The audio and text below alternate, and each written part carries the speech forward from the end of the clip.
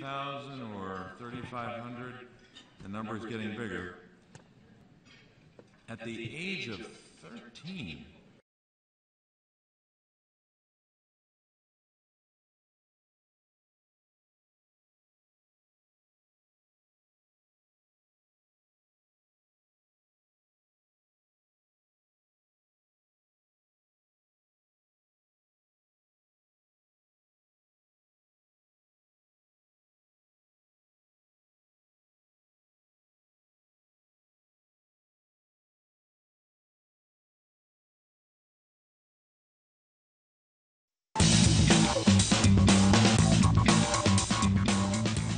Hi everyone, welcome to Crystal Clear on Shift by MSNBC. I'm Liz Plank in for Crystal Ball, and today we're doing a little something different, an all-female power hour. I love it.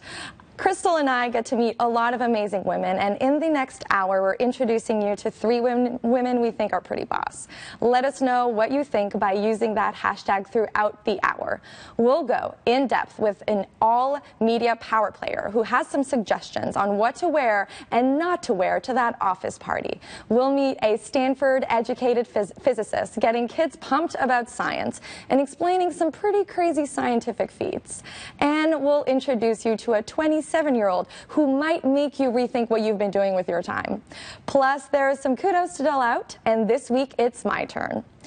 But we begin with our first awesome woman, fan of House Hunters, The Property Brothers, and Love It or List It will know her work. Susan Packard co-founded the popular cable network HGTV and built financial network CNBC and HBO into the media giants that they are today.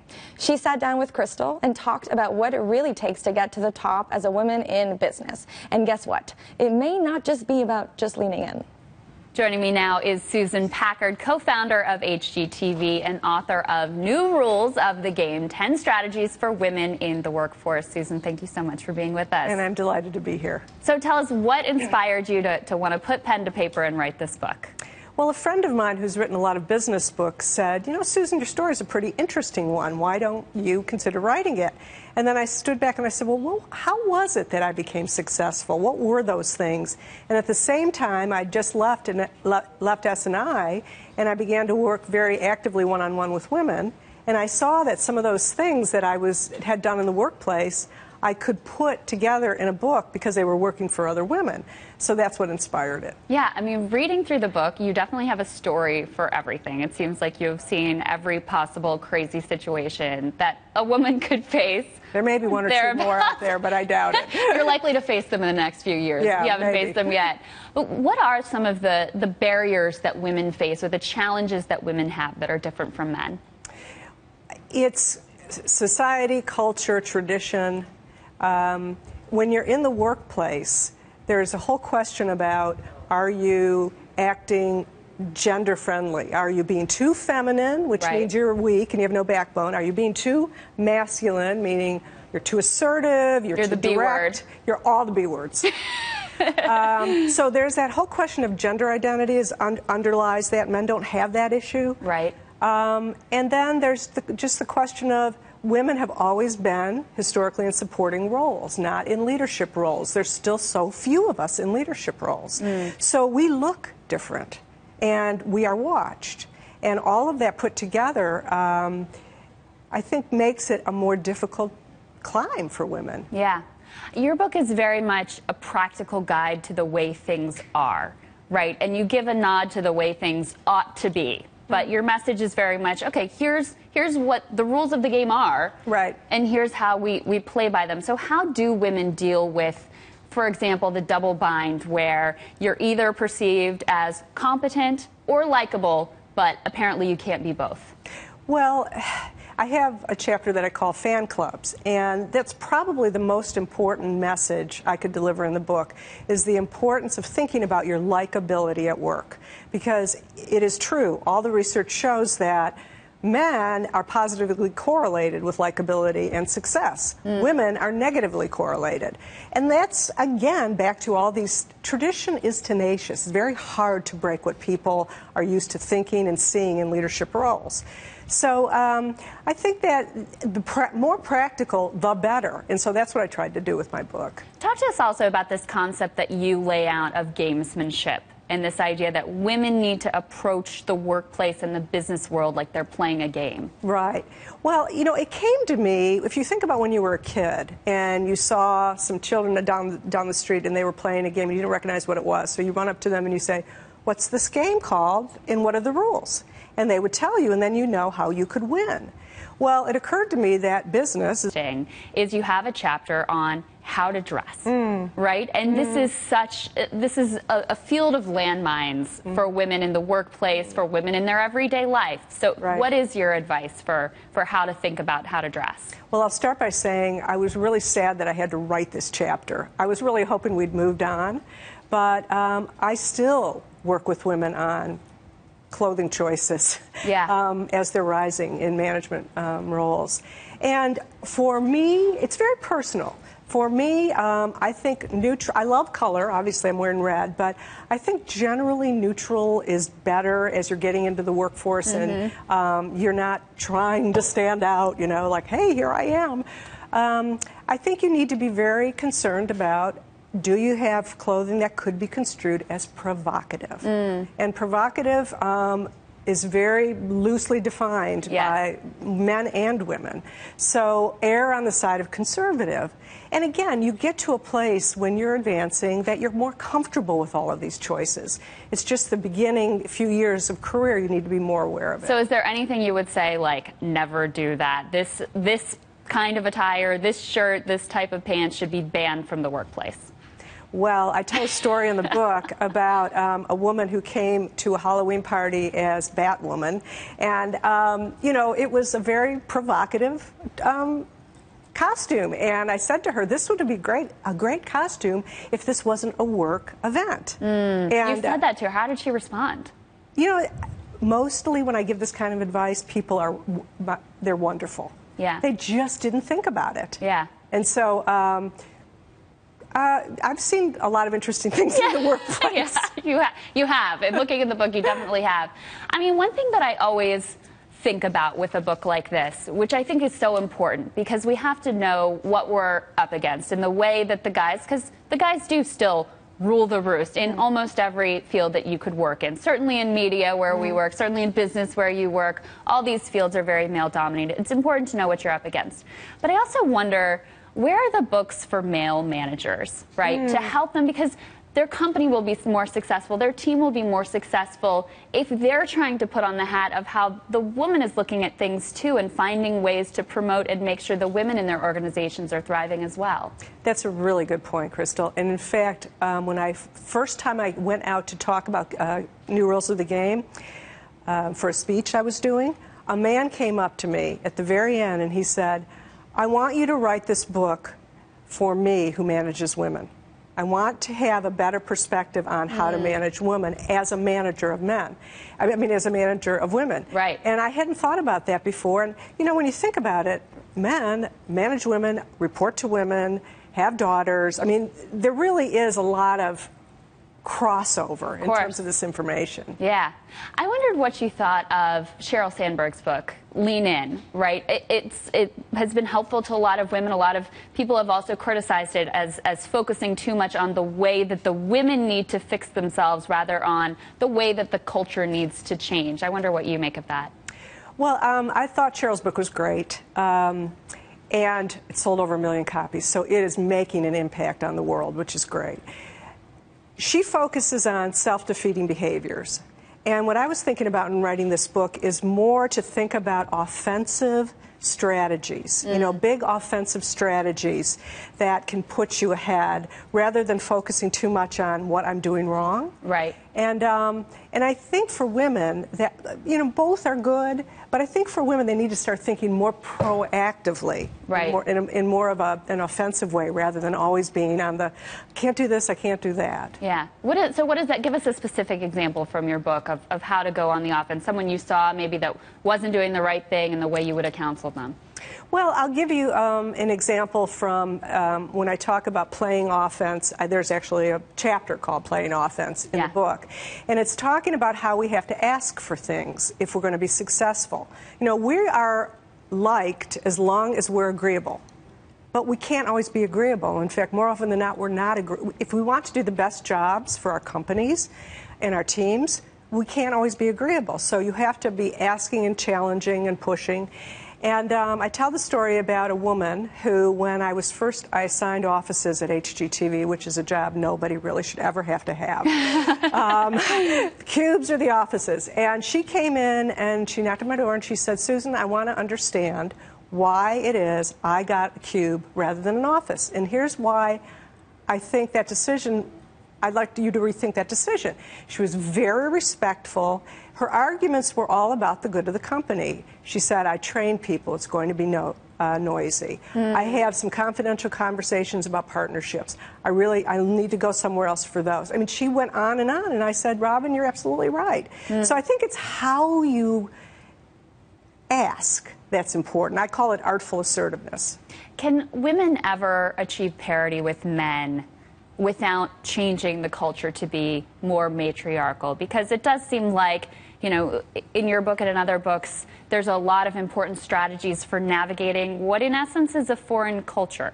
So if we can't transform that foreign culture into sort of a native culture for women, will women ever be able to succeed at the level that men have? Well, if you're asking globally, that's a difficult question. But if individually, women love to learn. Women love self-improvement. And so this book, other books, help to lay those things out. And the reason I wrote it is I got to a very senior position in a company where I could create a matriarchal culture at S&I. And because I was a person of influence around the table. So how do we get to be that person of influence around the table? And that's what this book, and I'm sure others are like, to give people roadmaps. But if women can get to that position, they can change the cultures of companies. I did it, so I know others can do it too. Yeah. One last thing that I was really interested in the news lately, the president just gave a State of the Union address, and he championed sick leave, family leave for spouses that have children, affordable child care, also closing the gender pay gap. You know, do you think that those sorts of federal policies would also help women succeed in the workforce? I do, but they are going to move like a glacier. It's just going to take so long for those things. And in the meantime, here we all are.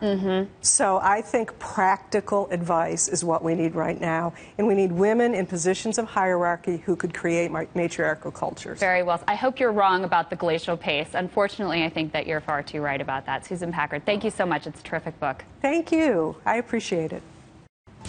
We are just getting started here on Crystal Clear. We still have 2 amazing women left to meet. And throughout the hour, let us know who you think is pretty boss.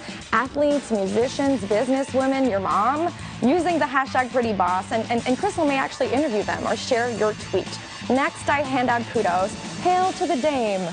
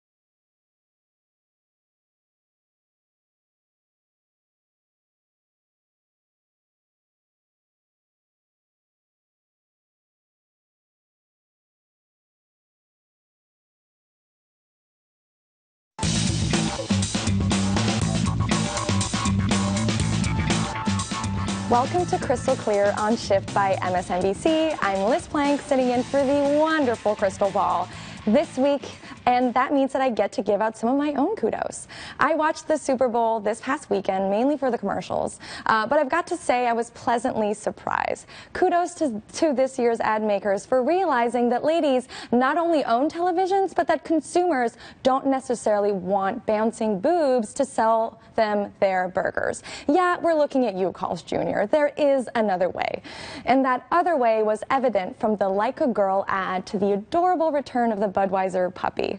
But my favorite of them was Toyota's ad featuring Paralympic medalist Amy Purdy and showcasing her strength, femininity, and general badassness.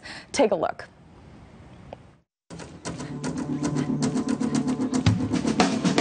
I'm experienced now, professional. Jaw's been broke, been lost, knocked down a couple times. Bad. I done something new for this fight.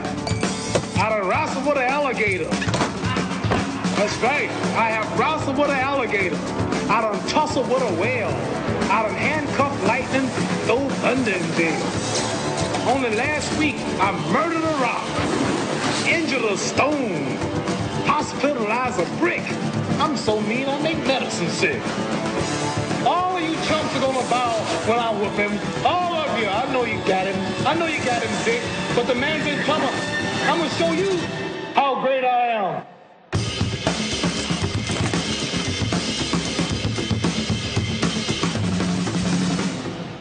That was awesome. Kudos to that. Next up, rapper J. Cole is turning his childhood home into a rent-free housing for single mothers.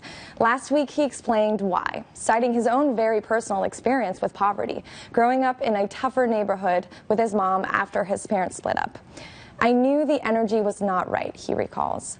The family later moved into a small home on Forest Hills Drive, which made a huge difference. Cole had since bought back that home, and now he's hoping to turn it into a safe haven for families like his. He plans for a new family to come in every 2 years and live rent-free. For Cole, the house empowered him, a feeling he hopes to pass on to its future residents. This is definitely the way we love to see celebs use their money and influence. And our next kudos goes to one of my favorite celebrities in the game right now, Miss Amal Clooney.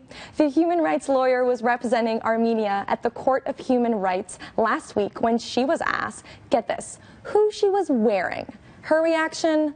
Perfect. Clooney said that she owned her look to Eid and Ravenscroft. And if that designer isn't really ringing a bell for you, that's because it's vintage. Very, very vintage. The brand, founded in 1689, specializes in legal wear such as robes and wigs and has been around for some 300 years. Kudos to you, Amal.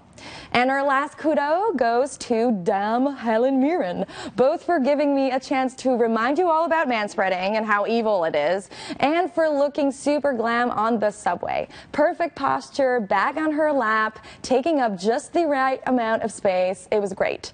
But the man next to her, I mean, he was too spread out. I'm just saying.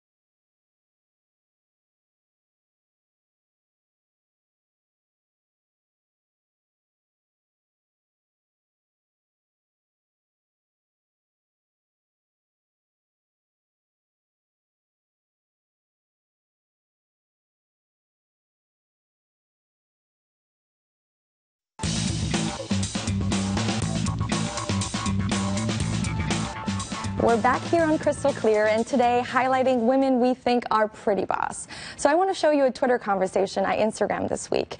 Anne with the handle @Voldemort tweeted at Emma Watson, aka Hermione, and feminist wizard icon with a problem. My dad says I can't be an engineer because it's a men's profession. What do I do to change that? Hashtag he for she. To which Emma Watson brilliantly responded, become an engineer. She's right, and it's exactly what our next guest did. Her parents wanted her to get married and settle down and go into communication. Instead, she pursued her passion for science and became the first Mexican woman to graduate with a PhD from Stanford University. Today, as a TV host and STEM advocate, she's dedicated to explaining her passion to the rest of us. Well, trying. Resonance is determined from the size, the shape, and the material that the object is made of. What's happening here has to do with resonances. A great example of resonance frequency is that trick we've all seen when people press their finger around the rim of a wine glass, and you know you've hit resonant frequency when the glass goes, whoa. Drop it. Oh, Debbie. 10 G's. That's the equivalent of getting about 1,600 pounds dropped on you. Oh, that's staggering. We can see that right before his entire body comes in contact with the water, his arms go right up and move the water out of his way. And what that is doing is it immediately, boom, it transfers all the energy that Darren is carrying with his jump to the water. Crystal recently sat down with Dr. Debbie and began by asking what sparked her initial interest in science. Thank you so much for being with us. Thank you, Crystal. It's an honor for me to be here. Of course, of course. So tell me about what got you interested in physics to start with. You're the first Mexican woman to graduate with a PhD in physics from Stanford, correct? That's correct. What got you inspired to get involved to start with? Well, I grew up in Mexico City in a fairly conservative community that discouraged girls from going into the sciences, especially physics and math. So when I told my parents and my friends in school that I was passionate about physics and math and that I had a lot of questions about how the world worked, they all laughed at me and they said, first of all, you would have to be a genius if you wanted to go into physics. Second of all, that's not a career for girls, so you better pick something a little bit more feminine, like communications or something. And then my parents expected me to get married fairly young and stay in Mexico City. So right when I went to college, I went to study philosophy because... So wait, so how did you... But you stayed interested in physics despite their discouragement. That's a very tough thing to do. It was a very tough thing to do, and I would hide it from them. So just like, you know, people would go and party or something, and they would hide it from their parents. I was a rebellious kid, and I would read books about obscure scientists like Tycho Brahe and all these scientists that spend, you know, years observing the stars and deriving the laws of the universe. And I didn't know where it came from, but the more I tried to hide that fire inside me that wanted me to study physics, the more it came up. So you went to college and you said you're starting in philosophy. I started in philosophy because I wasn't allowed to do physics. That was feminine enough for your parents? Exactly. It was sort of innocuous. It wouldn't hurt anybody. And then I started studying philosophy, and I had a passion for more of the quantitative courses like logic and mathematical philosophy. And 2 years in, I realized that my passion for studying science was not going to stay there. I needed to do something about it. It wasn't a phase that you were going to grow out of. Yes, you're right. It was not a phase. So I applied to schools in the U.S. where I had learned that you could study many different topics at the same time, like pick a major but still take other courses, which in Mexico you couldn't do. And I was very fortunate to win a full scholarship from Brandeis University in Massachusetts to attend for only 2 more years, because I was a transfer student, to finish my BA in philosophy. But I get to Brandeis, and I get the courage to take a course in astronomy. Very, non-math, very generic course. And I just fall in love with what they're teaching. And I become friends with a teaching assistant, a man from India by the name of Rupesh. And Rupesh believed in me, and he saw that my eyes would light up every time that I went to, talk about the homework problems. He said, "You're not the typical student that just wants to have a good grade. You really have talent and a passion for this." And we walked down in Harvard Square one day, and my eyes, were teary, and I just looked at Rupesh. I didn't think I had the courage, but I said, "I just don't want to die without trying, without trying to do physics." Wow, that's incredible. Well, and do you see the same sort of barriers that you faced as a kid growing up? Do you see girls, women in this country facing some of those barriers as well? Absolutely, Crystal. I think it's really sad to me that we are still in today's age facing the stigma against women in technology, in science, in engineering. Things are definitely getting better, and we have a lot of initiatives and projects that are helping these young women create their own companies, becoming tech stars, etc.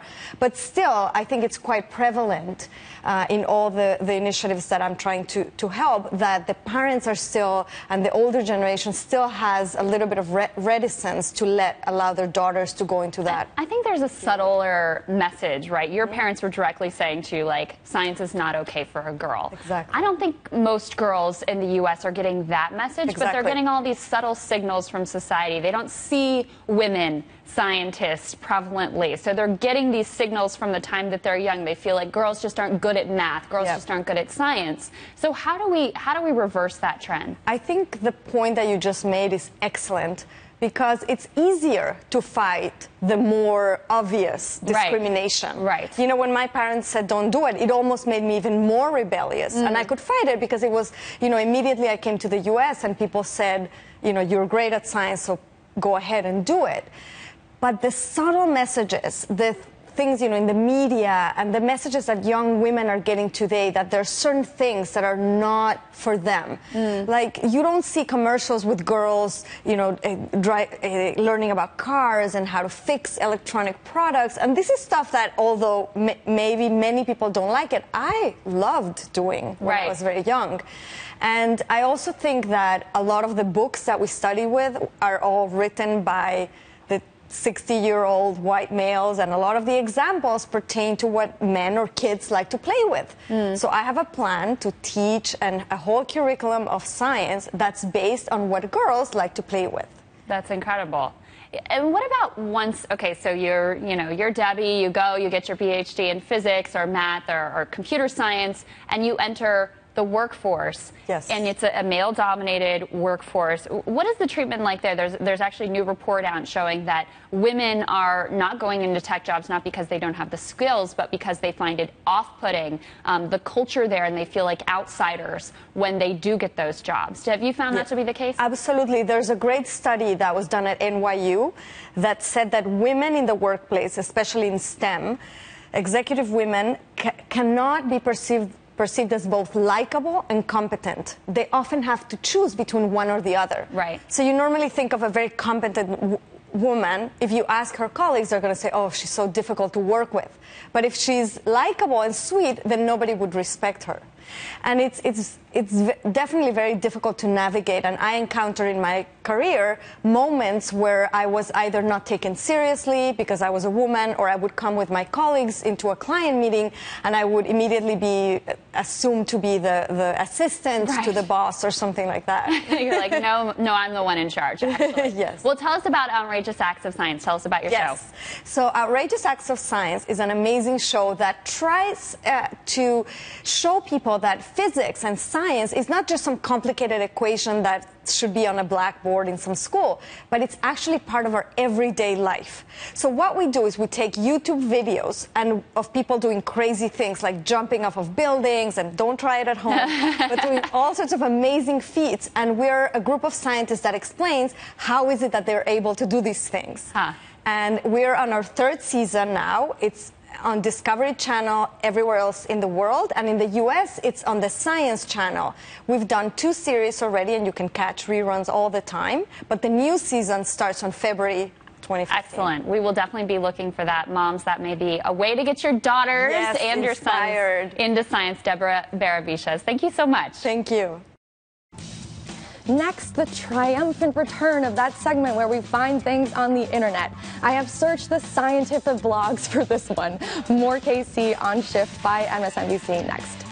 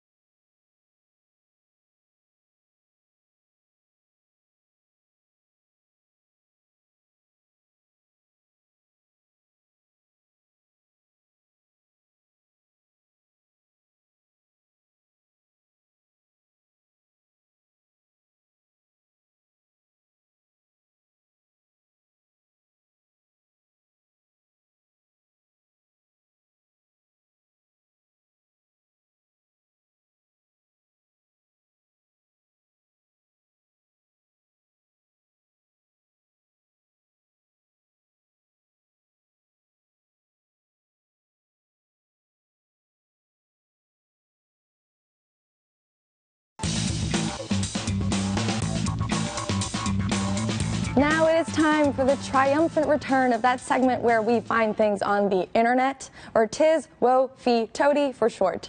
And this one you may just want to tweet about. So you know that amazing feeling when you get, you're getting that feeling when you send out an angry tweet about a sexist commercial you just watched? Well, ladies, that high you get isn't just in your head, it's actually an emotional release that's common to many women who take to social media to call out misogyny when they see it. A new study entitled Tweeting About Sexism, the Well-Being Benefits of a Social Media Collective Action by the Wilfrid Laurier University in Canada found that women who were instructed to tweet publicly about instances of sexism reported higher levels of psychological well-being than a control group who wasn't encouraged to voice their outrage in the same way. Researchers concluded that the boost in well-being in the women who tweeted was due to the fact that they were voicing their opinions and that contribution added meaning to their lives. It turns out that tweeting doesn't just give you an outlet to express yourself. It also makes women feel less helpless.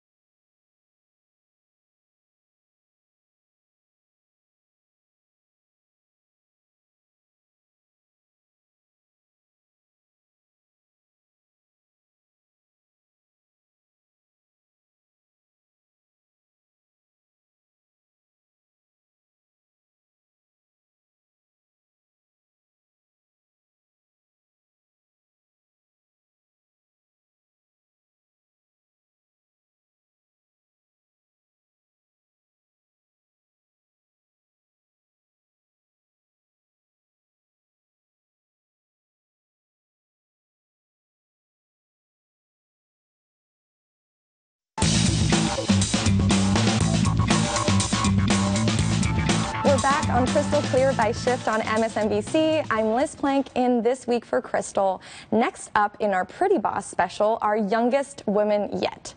5 years ago, a magnitude 7 earthquake devastated Haiti, killing 250,000 people and leaving more than 1 million homeless. Our next guest was among the aid workers who wanted to help. The difference? She moved there permanently.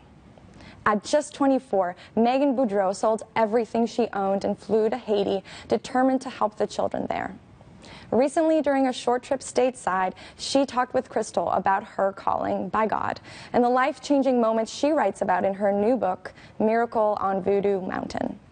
Take us to the very beginning of this journey, right? Massive earthquake hits Haiti. Haiti is just devastated.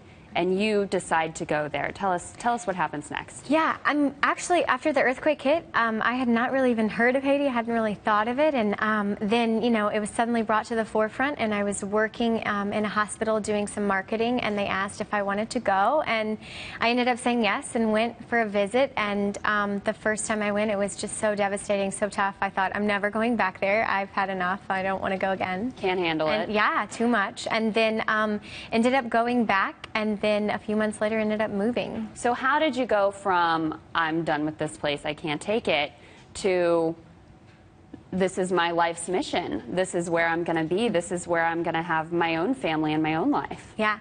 Well, it started with I had visited this one mountain in Haiti in Gracie on Bellevue Mountain, and I thought, oh man, somebody needs to come here. And I went home back to the States, and then just started waking up with these dreams, and kept seeing this mountain and having this vision of something being there, and just felt like something was pulling me back, and so I went back. And you talk a lot about the role that your faith played in that decision, and also the way that your faith has sustained you in the work that you've done there. Talk to us about the way that that was a pull for you.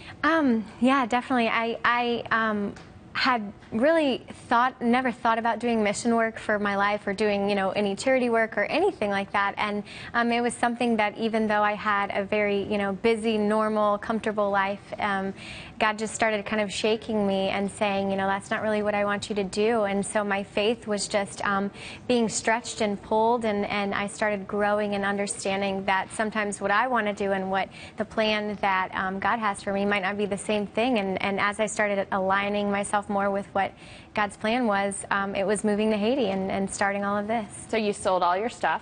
I did. You moved there. Did you know what you were going to do, or you thought, I'm just going to figure this out? I didn't know. And in fact, just to kind of keep my, you know, one foot in each place, I didn't all the way quit my job. I was starting to kind of figure this out, and I thought, oh, maybe I'll be there for a few months and start a program and then leave. And so I started with a feeding program, and then realized that all these kids weren't in school, and it grew to now we have over 500 kids in school. Over 500 kids in school. And you started this just a few years ago in 2011, correct? Yes.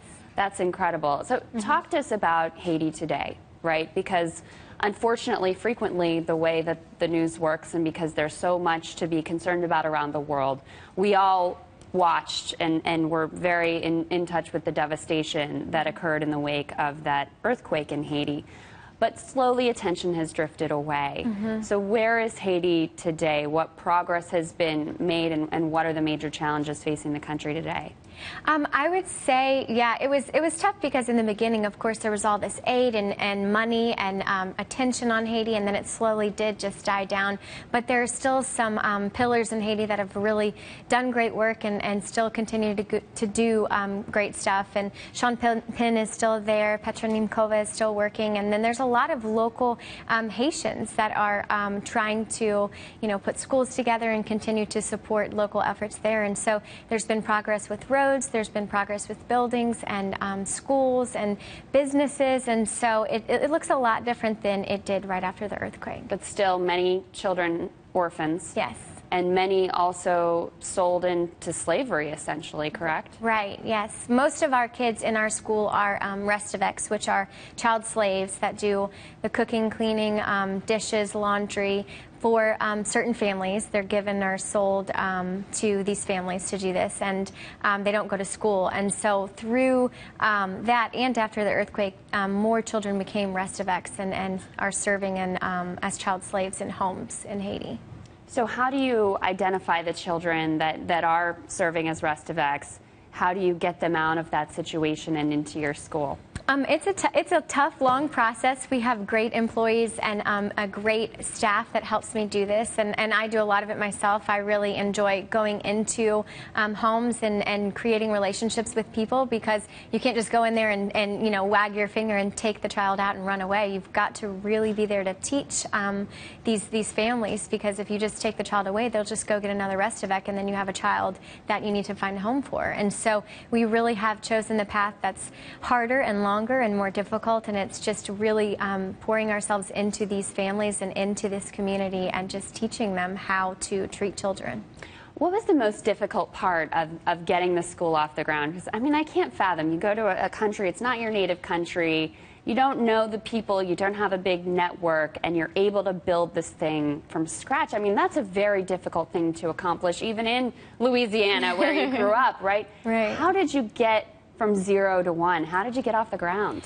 It was really, it was challenging, and it was very, a lot of trial and error and a lot of figuring out what works and what doesn't work. And, you know, it was just a real community effort. I mean, the community really wanted a school. There were so many kids. I mean, over 50% of children in Gracie, the city I'm in, don't go to school. And so there was such a need for it. 50%.